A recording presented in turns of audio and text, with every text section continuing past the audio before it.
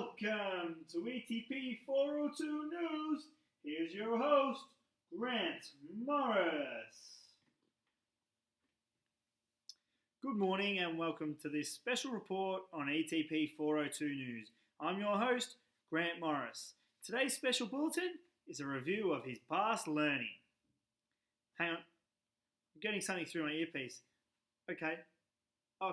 So now we're going to cross live to Grant Morris, who is holding a press conference to reveal his teaching philosophy. Good morning and thank you everybody for coming. Today is a very special day and I've been working towards this for some time. I've spoken with many people and engaged in the words of some great theorists, and I have come up with a teaching philosophy that I'll employ in my teaching throughout the rest of my career. Throughout my journey as a pre-service teacher, I've encountered many different situations and theories that have helped me form my stance on education. I'd like to give a special mention to John Dewey, as I've commonly implemented his theory on experience in education throughout my lessons and always tried to bring the students' learning back to their experiences or prior knowledge. A special thanks to Pat Thompson, whose virtual school bag theory has helped me understand that each of my students come to school with their own understandings and opinions, as well as their individual personality. Understanding this has helped my ability to build a strong professional relationship with students, which is something I believe can go a long way to a safe and supportive environment. My teaching philosophy is centered on creating a supportive classroom through the use of hands-on activities, manipulatives, and implementing ICT. I believe that all children have the right to learn in a safe and supportive environment, and that students learn best when they are being actively engaged in the classroom. It is because of this that I have a strong connection with Wynne Harlan's 7th principle of assessment, which is assessment should be engaging. This principle has guided me throughout my teaching, as I'm always looking for engaging ways I can assess my students, whether it be diagnostic, formative or summative assessment. I form the view that my role as a teacher is to support each student in the classroom by providing them with the problem-solving skills which will lead them to becoming a more independent student. The Victorian curriculum and the E5 instructional model have been incredible for me, as they have helped shape the many lesson sequences that I have had to teach. They provide me with a strong starting point to all of my lessons. The Victorian curriculum has been employed in all stages of my planning, and it provides me with a framework to support my teaching. In correlation with the E5 instructional model, it has helped me deliver engaging lessons in which students are working cooperatively. Thank you everybody for coming today. I will not be taking any questions on this teaching philosophy. I hope you enjoy your day. Oh, we're live. Thank you for that. We are now going to cross to the weatherman, Grant Morris, who is going to talk about the first AITSL standard, as today is a very special bulletin. Thanks, Grant. As you said, today is a special bulletin, so instead of focusing on the lovely weather today, I'm going to be focusing on AITSL Standard 1.5, which is differentiate teaching to meet the specific learning needs of students across the full range of abilities. When developing lesson sequences, I have a strong focus to include activities that will not only extend students, but also support students. As each student is at a different level of development, I believe it is important to ensure that there is a task suitable for each student. I implement differentiation in all of my planning and target students who I know either need support or extension. These students stem from the assessment I or past teachers have done, either diagnostic, formative or summative. The lesson sequence that will be used as an example for this AITSL standard is a mathematics lesson sequence on chance and data. As this class was a grade 1 and 2 class, many of the grade 1 students had no experience with chance and data, so it was crucial that I differentiated the sequence.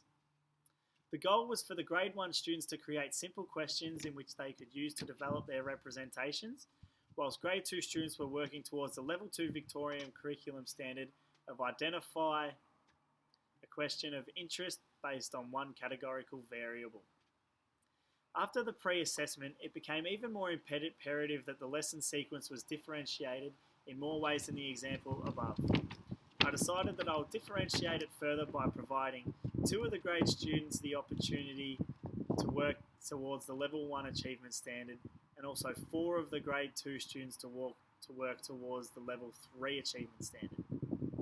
As students learn differently, it was also important that I differentiated the learning sequence by providing students with a range of activities, as some of the students are spatial learners, whilst others were linguistic. The results of the post-assessment showed an improvement across the board, and it became obvious that the students had developed their knowledge in chance and data. It became apparent that this lesson sequence catered for the specific learning needs of students across a full range of abilities.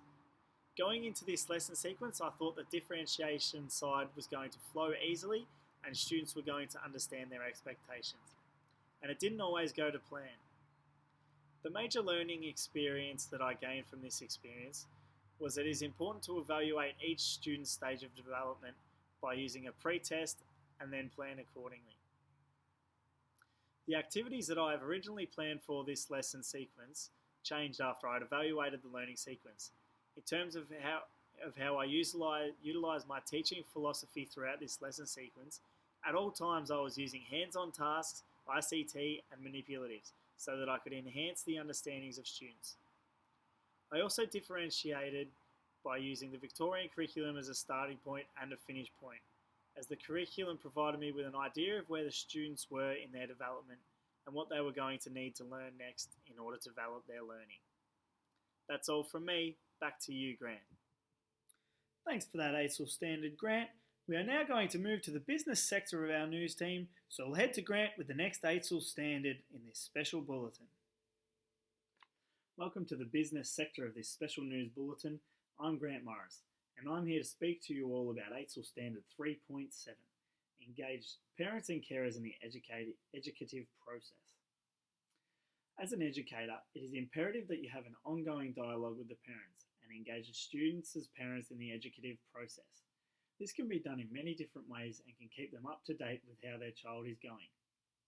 During my time as a pre-service teacher, I've begun to understand the different methods that can be used to involve the parents in the classroom. The examples that I'll bring forward today all relate to how parents can be involved in the classroom and how that ensuring they are engaged in the educative process can be effective. Whilst in the classroom, I've had many different conversations with the students that have engaged the parents in the educative process, whether it be reporting about specific levels that their child is at, for example, reading level, and having discussions with them about how both the parents and I can work cooperatively to enhance the learning of their child. On placement, upon discussion with a parent, we decided that this parent could bring their pet snakes into the classroom. I had constant dialogue with the parent and worked out a suitable time that they could bring the pet snakes into the class. I also ran this lesson and turned it into an educative lesson in which each student got to pat the snake and discuss with their fellow students their thoughts using circle time. I also asked the parents questions about the snakes so that the students could learn different facts. Questions such as how long do these snakes grow and what do these snakes eat? Engage the students and parents in the educative process. Another example of engaging the parents and carers in the educative process was when I had the opportunity to become involved in the Croydon Hills Primary School Open Night. This gave me the opportunity to have discussion with the parents and carers about what has been happening in and out of the classroom. The final example of ASIL Standard 3.7 is involving the parents in the literacy classroom by giving them the opportunity to work with the students with their reading and also in their writing when the students are ready to publish their pieces of work. The intended outcomes of these examples were to engage the parents and carers in the educative process, and in my belief, including the parents in the classroom provides comfort for both students and parents, as the parent can see what their child is doing in the classroom and also establish a positive relationship with myself as a teacher. As I reflect on these examples in correlation with this ASIL standard, I understand that engaging parents in the educative process is crucial to their child's development. If the parent can understand the expectations of their child, whether it be through communication or by coming to the classroom, then they can influence the way their child learns by establishing their expectations.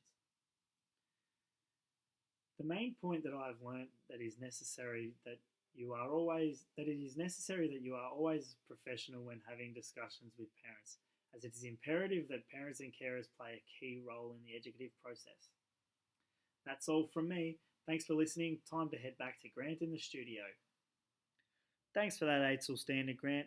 Our final standard today is coming to you by our key sports reporter, Grant Morris. Over to you, Grant. Thanks, Grant. The final standard that has been selected to focus on today for this special bulletin is ATSL Standard 4.2, Managing Classroom Activities. This standard is something I feel comfortable with and something I feel I've improved on throughout my 4th year on placement. When breaking down this standard, I gained an understanding of what I thought the main points of this standard are. For example, demonstrating the capacity to organise classroom activities and to provide clear instructions to students. The examples that will be discussed today are my lesson plans and a video of me teaching. Throughout placement, I have developed an understanding of the importance of ATSL Standard 4.2. Having the ability to manage classroom activities provides you with a smoothly run lesson and a clear structure for the students to follow.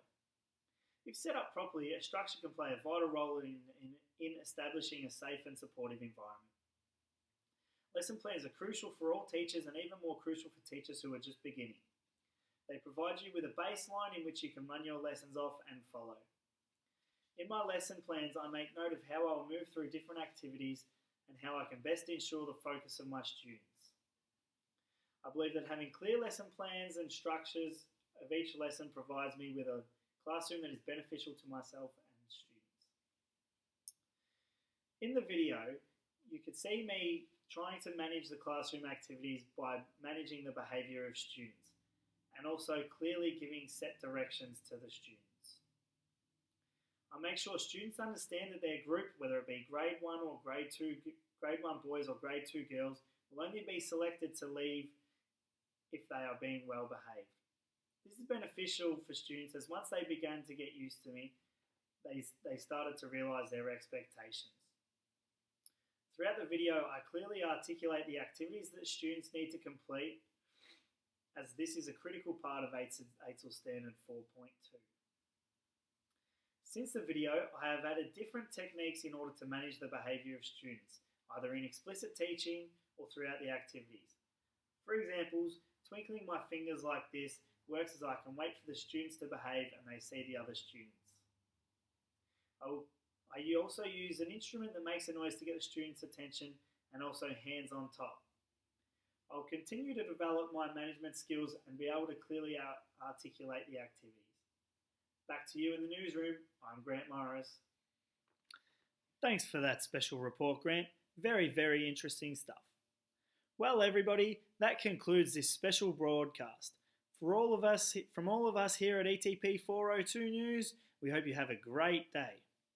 I'm Grant Morris. You stay classy, Deakin University students.